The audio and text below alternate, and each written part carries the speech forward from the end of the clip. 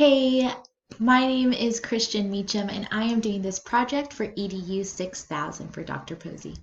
So I'm going to talk about the theory of cognitive development, and specifically talking about Piaget. So Piaget came up with this theory, and he was the first one to ever even study cognitive development.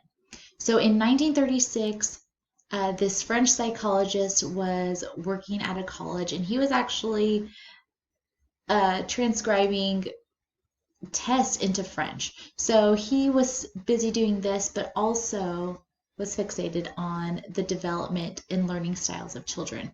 So he kind of pressed against the cultural norm, which thought that children just weren't very smart because they're young, right? So he actually didn't believe that. He rather thought that they just thought differently.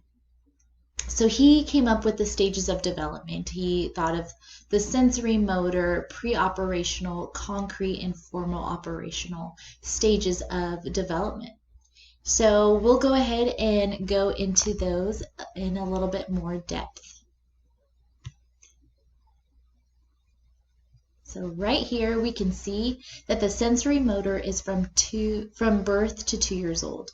And so this is the stage that is really fun to play with kids, right? So you're playing peekaboo, you're playing here's this, where to go, So when you are playing with this and you hide it behind their back, this is a stage that they understand that even though the object is absent, it still exists.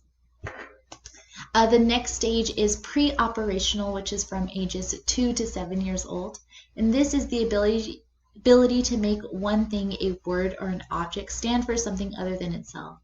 So they may be playing house, but they don't have any dolls.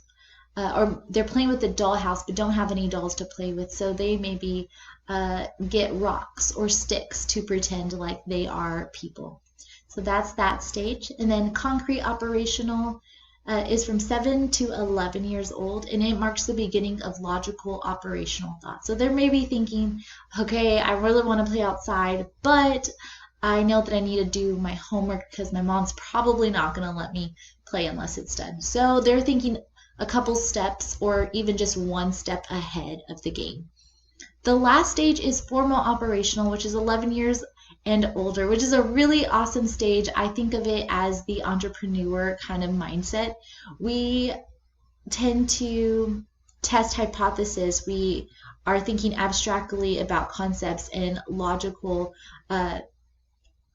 things, right? So, if we are trying to get something to work, we're going to try all these different ways. And I kind of see it as we are failing forward. So when we are learning and we're failing, or rather when we are failing, we are learning. So I think that's a really great stage to be in. And also something else that Piaget really just emphasizes is schemas. So that's the origins of thinking. They are the building blocks of knowledge, and get that there. And there are stages of intellectual growth as well. So there's assimilation, accommodation, and equilibrium. So in assimilation, this is the part where the child or person is using an existing schema to deal with a new object or situation. So maybe it's a toy that they've played with before. They haven't had much interest. However, now that they're getting older, they are more interested in it. So they know it from previous, but now they are playing with it. So the next stage is accommodation, which is talking about the existing schema or knowledge does not work and needs to be changed to deal with a new object or situation. So now we want to play with this toy that we've seen in the past. We could bang it on the table or fly it in the air. But we know that it has the capabilities of making sound and light. There are lights. So how do we turn it on? So that's this accommodation stage. We're figuring out how does it turn on? How does it work? So we finally figure out that it has a power button. So I press the power button. That is when we reach our equilibrium stage. And this is the force which moves development along.